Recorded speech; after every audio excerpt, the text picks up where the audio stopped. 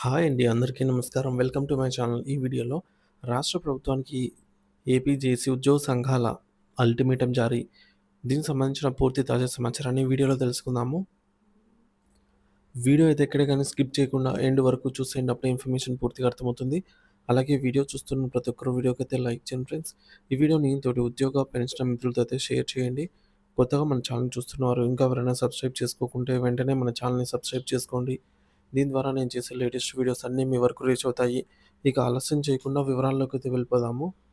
Friends ఇక విషయానికొచ్చినట్లయితే ఆంధ్రప్రదేశ్‌లో కొత్తగా కొలువుదీరిన కూటమి ప్రభుత్వంపై భారీ ఆశలు పెట్టుకున్న లక్షలాది మంది ప్రభుత్వ ఉద్యోగుల సహనం నశిస్తోంది.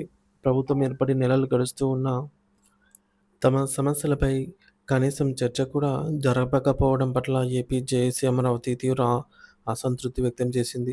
విజయవాడలోని రెవెన్యూ భవన్‌లో జరిగినటువంటి రాష్ట్ర కార్యవర్గ సమావేశంలో 26 జిల్లాల నుంచి వచ్చిన 90 సంఘాల ప్రతినిధులు ప్రభుత్వ వైఖరిని ఏకగ్రీవంగా ఖండించారు.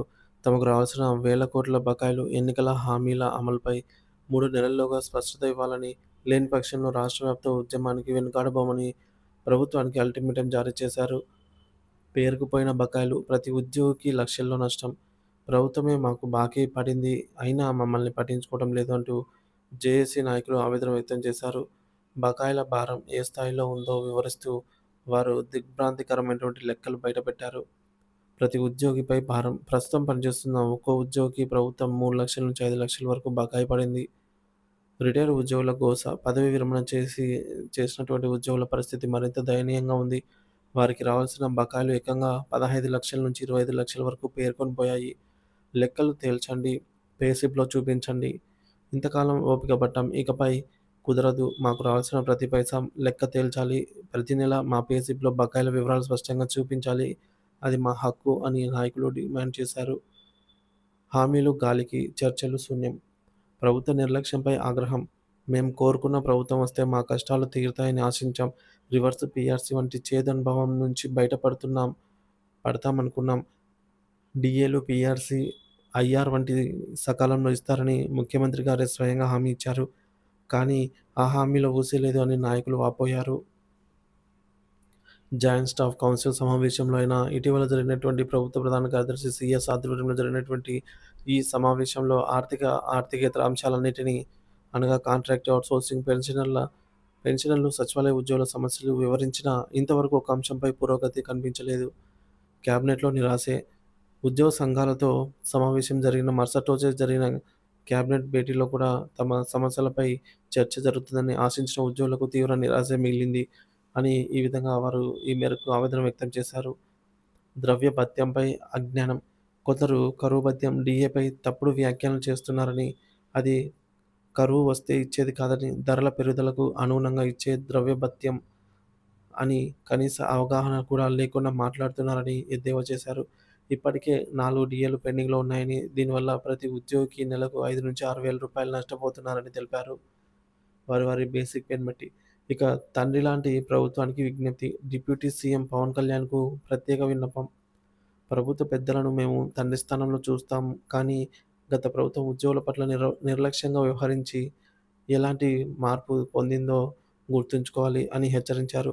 ముఖ్యంగా డిప్యూటీ సీఎం పవన్ కళ్యాణ్ గారికి వారి ప్రత్యేక విజ్ఞప్తి చేశారు. నేను ఒక ఉద్యోగి కుటుంబం నుంచి వచ్చాను. వారి కష్టాలు నాకు తెలుసు అని చెప్పిన పవన్ కళ్యాణ్ గారు ఇప్పుడు మా ఆవేదనను అర్థం చేసుకోవాలి. కూటమి ఏర్పాటులో పెద్దన్న పాత్ర పోషించిన ఆయన కూటమి ఇచ్చిన హామీల అమలుకు తన వంతు కృషి చేయాలి అని కోరారు. ఇక నాలుగోది మహిళా సచివాలయ ఉద్యోగుల సమస్యలు.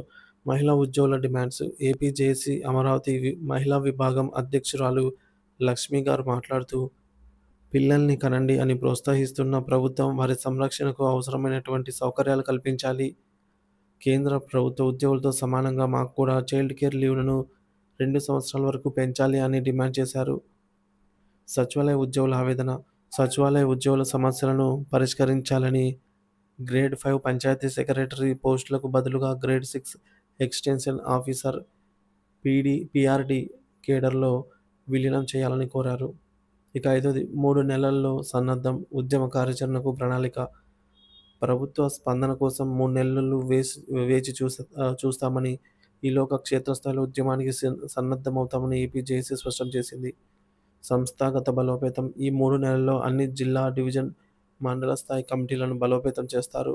అన్ని వర్గాల సమీకరణ, మహిళా విభాగం, గ్రామ వార్డు సచివాలయ ఉద్యోగులు, ఔట్‌సోర్సింగ్ ఉద్యోగులందరినీ ఉద్యమానికి సిద్ధం చేస్తారు. ప్రభుత్వానిదే బాధ్యత. ప్రజలకు ఇబ్బంది కలిగించేలాగా మమ్మల్ని రోడ్లపైకి నెట్టవద్దు. చర్చల ద్వారా సమస్యలు పరిష్కరించండి. లేదంటే ఎదురయ్యే పరిణామాలకు ప్రభుత్వమే బాధ్యత వహించాల్సి ఉంటుంది అని నాయకులు హెచ్చరించారు. లూలు మాల్‌కు విలువైన భూ కేటాయింపులపై అభ్యంతరం. నగర నడిబొడ్డున 400 కోట్లు విలువైనటువంటి ఆస్తిని, ఆర్టీసీ స్థలాన్ని ఒక షాపింగ్ మాల్‌కు కేటాయించడంపై జేఏసీ అభ్యంతరం వ్యక్తం చేసింది.